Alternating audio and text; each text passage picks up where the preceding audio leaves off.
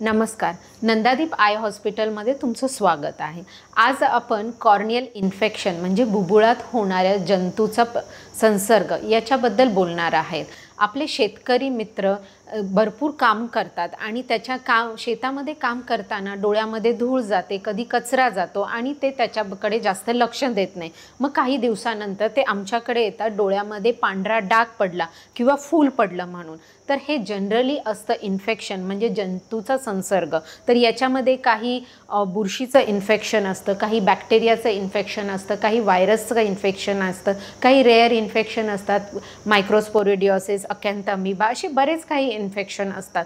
तर तुम्ही तुमच्या डोळ्याकडे निग्लेक्ट न करता जर डोळ्यात असं काही गेलं आणि तुम्हाला एक छोटासाही पांढरा डॉट जरी तुमच्या बुबुळामध्ये दिसला तर लवकरात लवकर येऊन तुमच्या नजदीकच्या कुठल्याही डोळ्याच्या डॉक्टरकडे दाखवा।